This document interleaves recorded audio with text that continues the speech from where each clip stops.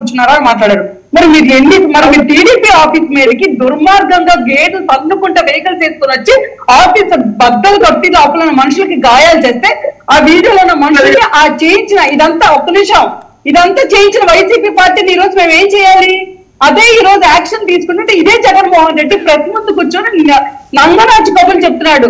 అయ్యో 35-40 years వాళ్ళు ఏంటి ఇట్లాంటి అరెస్ట్ చేస్తారు, దుర్మార్గం అరెస్ట్ చేస్తున్నారు చెప్పి. ఆ రోజు మీ చేతిలో అధికారం ఉన్నప్పుడు ఇంకా సౌజన్యంగా చెప్పారు కదా, మనం చేస్తే కంపారో పక్కన చేస్తే ఇంకేదో అని చెప్పి. ఎగ్జాక్ట్ గా అలాగే మాట్లాడుతుంది ఈ రోజు శేఖర్ రెడ్డి గారు కూడా. అంటే మీ దాకా వస్తే మీరు ఏమైనా చేస్తారు, ఆడవాళ్ళని కూడా చూసుకోకుండా వాళ్ళు వచ్చి అక్కడ మామూలుగా ధర్నా చేస్తున్నారు. వాళ్ళు అంత ఇబ్బంది పెట్టి ఆడాలని ఓపెన్ గా చెప్పారు. అది కూడా మర్యాద పూర్వకంగా గౌరవించి మాట్లాడుతున్నారు అంత చేసిన మనిషిని.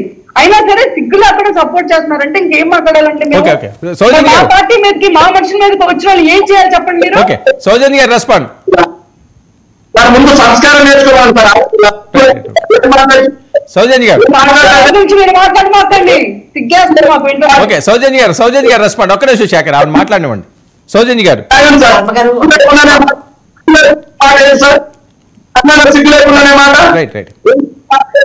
శేఖర్ రెడ్డి గారు ఒక్క నిమిషం ఆగండి సార్. మీరు మేము మాట్లాడుతుంటే మాట్లాడొద్దన్నారు, కొంచెం మాకు కూడా అవకాశం ఉంది.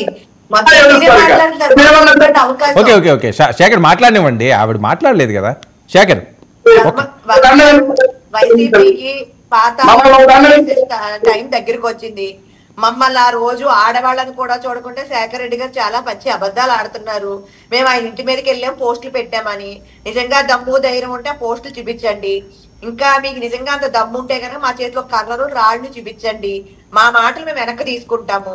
మీరు ఈ రోజు కూడా తప్పు చేసి ఇలా రొంకు చేసి బొంకనానే అన్నట్టు మీరు అది నేర్చుకున్నారేంటో మాకు అర్థం కావట్లేదు. కానీ ఆ రోజు మేము దూరంపూడి శేఖర్ ఇంటికి వైపు వెళ్ళలేదు.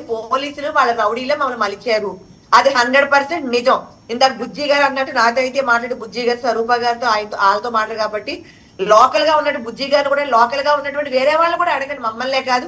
కానీ ఇలాంటి దుర్మార్గులు మాత్రం పవన్ కళ్యాణ్ గారికి, అనిత గారికి, అలాగే మన ముఖ్యమంత్రి చంద్రబాబు నాయుడు గారికి, మన లోకేష్ గారికి కూడా మేము మనస్ఫూర్తిగా నమస్కరించుకుని ఒకే ఒక మాట చెప్తున్నాం.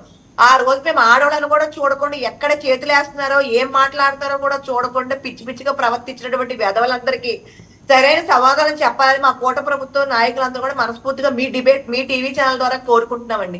ఎందుకంటే వీళ్ళంత సంస్కారం లేకుండా నేను మాట్లాడలేను. ఎందుకంటే పవన్ కళ్యాణ్ గారు మాకు అది నేర్పించలేదు కాబట్టి నేను నోరు చాలా అదుపులో పెట్టుకోవచ్చు. చాలా బాధ ఉందండి, ఆయన అలా మాట్లాడితే చాలా బాధ వస్తుంది. కానీ ఏదైతే ఎంత చేసినా కూడా పిచ్చి కుక్క మీద రాయిసి తిరిగి మన మీదకి కలుస్తుంది కాబట్టి దాన్ని పక్క నుంచి వెళ్ళిపోవడం తప్ప మేము అంతకు మించేది. కానీ మా నాయకులు మాత్రం మనస్ఫూర్తిగా ఒకటి కోరుకుంటూ మాకు జరిగిన అన్యాయాన్ని మేము నలుగురు ఆడలను ఆ రోజు నలుగురు ఆడలను కూడా ఎంత అసహ్యంగా ఇంకా మేము చెప్పలేనండి. అది మీకు నేను ఎక్కడ తాగారు, ఏం మాట్లాడారు, ఎక్కడ ఇంకా చెప్పలేను. వర్మ గారు వాళ్ళందరికీ కూడా మా మీద చేసి నా కొడుకులందరికీ చేతులు నరికేయాలి, అయితే ఆ పరమేశ్వర్ నుండి చేతులు కుష్ఠరోగం వచ్చిపోవాలని మరి కోరుకుంటున్నానండి నేనైతే మాత్రం. ఓకే ఓకే శేఖర్ అంత ఆవేదన వ్యక్తి. ఓకే అది ఎవరు చేసినా సరే ఆవిడ అంత బరస్ట్ అవ్వాల్సిన అవసరం లేదు కదా, ఎప్పుడో జరిగిపోయిందని. కానీ ఇప్పటికీ కూడా మర్చిపోలేని అతి దారుణం, అతి కిరాతకం అని. అవును సార్ పాపం. ఎందుకంటే పాపము ఆవిడ వాళ్ళ ఇంట్లో వెళ్తుంటే, వాళ్ళ ఇంట్లో ఉంటేనో, లేకపోతే ఎక్కడైనా ధర్నా చేస్తుంటేనో, లేకపోతే పాపం రోడ్డు మీద వెళ్తుంటేనో ఆ దుర్మార్గులు వచ్చి ఆవిడని కొట్టారు సార్. పాపం సార్, చాలా దుర్మార్గం సార్.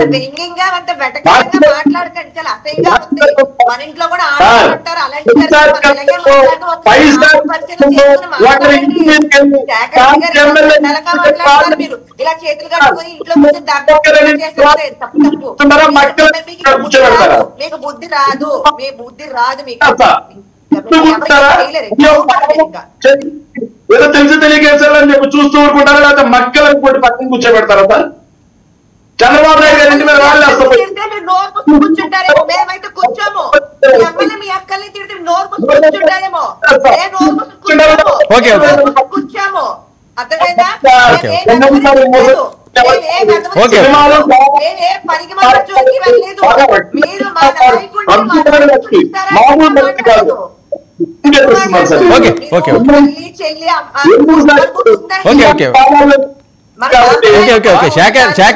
శేఖర్ ఆవిడ ప్రత్యక్షంగా చెప్తున్నారు. ఓకే ఆవిడ ఎక్కడికి వెళ్ళారు, పోనీ ఇంటి దగ్గరికి వెళ్ళి ధర్నా చేశారు. మీ నాయకుడిని అంటే ఇప్పుడు కాదండి.